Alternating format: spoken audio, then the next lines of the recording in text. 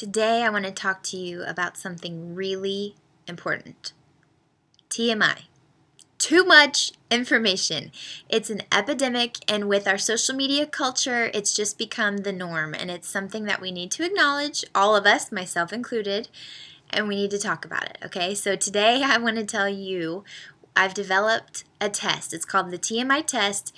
It's made up of 2 simple questions that you can ask yourself the next time you're not sure if you should share something or keep it to yourself. Before I tell you what the 2 questions are, though, I just want to give you a little bitty mini lesson. Communication nerd that I am, I feel the need to tell you a little bit more about self-disclosure and why it's important and valuable to your life and to your business. So self-disclosure, literally the act of revealing information about yourself. To me, that's the answer. I mean, there's no one simple answer to say yes or no, you should say something. But when my clients ask me this, I always answer with, it's about strategic self-disclosure. Why do you have to disclose anything at all? Well, because you need to build your know, like, and trust factor. People aren't going to trust you unless they like you. They can't like you unless they know you. And they can't know you unless you tell them some things about yourself. So that's where self-disclosure comes in. So before you go start spilling the beans about your favorite color and your deepest, darkest secret and your biggest fear and all that stuff, I want you to take the TMI test and ask yourself these 2 questions. Number 1, does it add value? So again, I'm not just talking about your business. So this isn't just about your about page. This is about the conversation you're having at dinner tonight.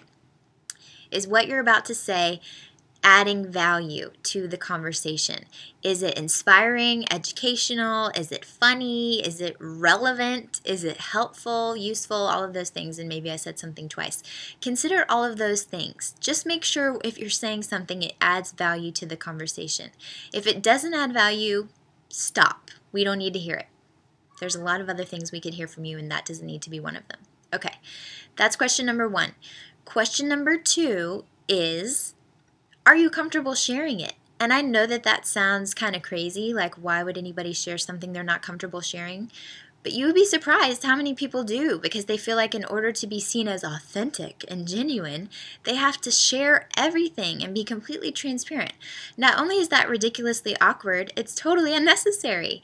You do not have to tell them everything. You just have to tell them enough. So think like my papa always says, which was, if you don't want it to be on the front page of the newspaper, then you don't need to be doing it.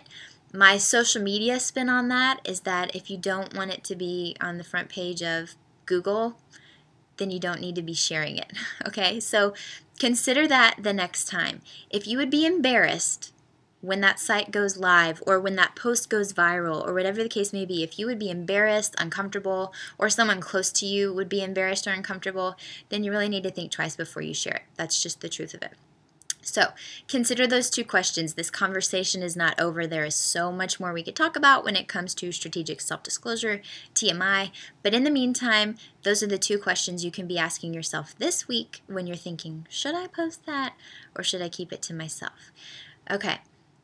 Tell me in the comments, what are your big questions when it comes to talking about yourself? I asked this a couple weeks ago, and I'll put the link down below the video to a form where you can tell me what are the other questions you have when it comes to talking about yourself and talking about your business. That's the center of my online course, which I'm currently creating the content for.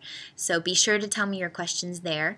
And then also in the comments, I'd love to know what is one of the things that you shared about your personal life that your people, your audience, and your clients respond to the most. Tell us here, because I would like to know, and I would just like to learn more about you anyway. So I'm not going to do the world's longest sign-off this week like I did last week. I just want to tell you thank you, and I appreciate you being here, and I'll catch you next time.